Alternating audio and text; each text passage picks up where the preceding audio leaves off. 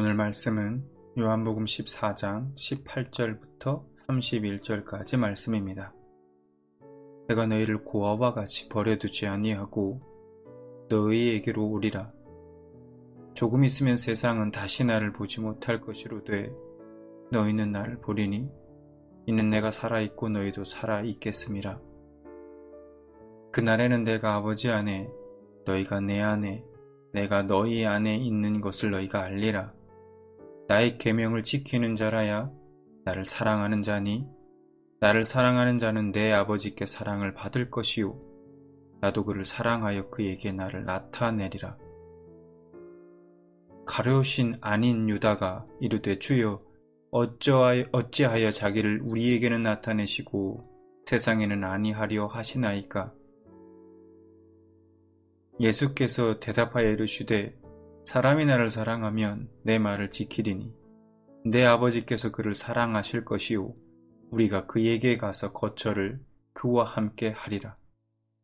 나를 사랑하지 아니하는 자는 내 말을 지키지 아니하나니 너희가 듣는 말은 내 말이 아니요 나를 보내신 아버지의 말씀이니라. 내가 아직 너희와 함께 있어서 이 말을 너희에게 하였거니와 보혜사 곧 아버지께서 내 이름으로 보내실 성령 그가 너희에게 모든 것을 가르치고 내가 너희에게 말한 모든 것을 생각나게 하리라. 평안을 너희에게 끼치노니 곧 나의 평안을 너희에게 주노라. 내가 너희에게 주는 것은 세상이 주는 것과 같지 아니하리라. 너희는 마음에 근심하지도 말고 두려워하지도 말라. 내가 갔다가 너희에게로 온다 하는 말을 너희가 들었나니 나를 사랑하였더라면 내가 아버지께로 감을 기뻐하였으리라. 아버지는 나보다 크심이라. 이제 일이 일어나기 전에 너희에게 말한 것은 일이 일어날 때에 너희로 믿게 하려 함이라. 이 후에는 내가 너희와 말을 많이 하지 아니하리니 이 세상에 임금이 오겠음이라. 그러나 그는 내게 관계할 것이 없으니 오직 내가 아버지를 사랑하는 것과 아버지께서 명하신 대로 행하는 것을 세상이 알게 하려 함이로라. 일어나라 여기를 떠나자 하시니라. 아멘. 예수님께서는 우리를 예수님의 말씀에 순종하며 사는 제자의 삶으로 부르셨습니다. 이것이 우리에게 주어진 소명입니다. 그런데 우리가 세상적인 기준으로 보면 예수님의 제자로 살아가는 것은 평안한 삶과는 거리가 멀어 보입니다. 그래서 어쩌면 우리는 예수님의 제자로 살아가는 것을 그렇게 두려워하고 꺼리는지도 모르겠습니다. 하지만 여러분, 하나님의 입장에서 보면 어떨까요?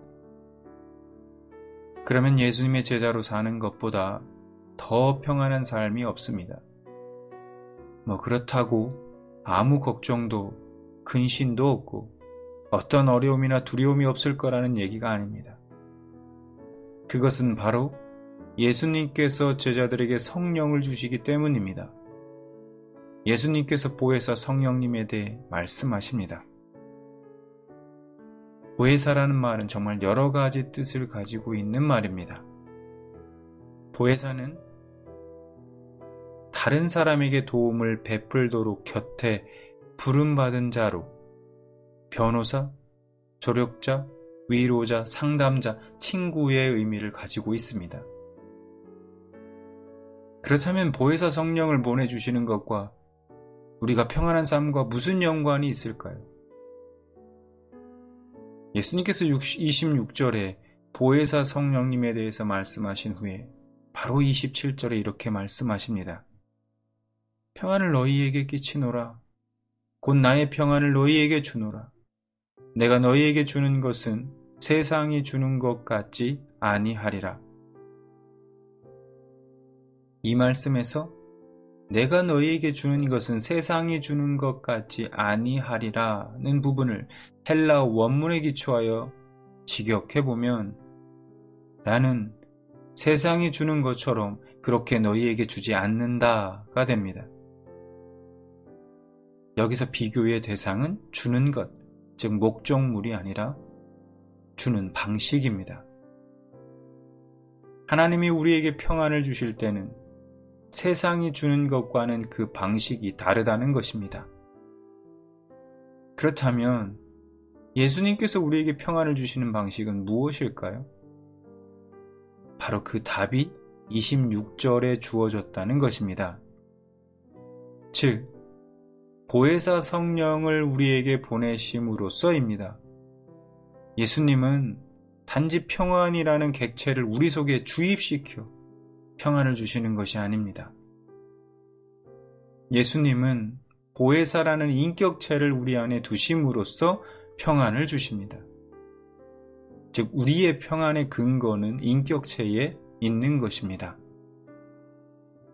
우리에게 주시는 것이 단지 평안이라는 객체에 불과하다면 그것을 받은 이후 그것을 지키는 것의 모든 책임은 우리의 몫입니다. 그 평안을 잘 지키고 간수하지 못하면 그 평안은 깨져버리고 맙니다. 그러나 인격체이신 성령 하나님께서 우리 안에 들어와 계시기 때문에 우리의 평안은 보장이 되어 있습니다. 우리가 불안할 때면 우리를 위로해 주시고, 우리가 갈 길을 모를 때는 또 바른 길로 인도해 주십니다.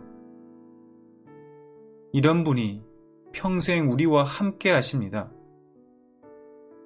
그러므로 우리는 오늘도 평안할 수 있는 것입니다.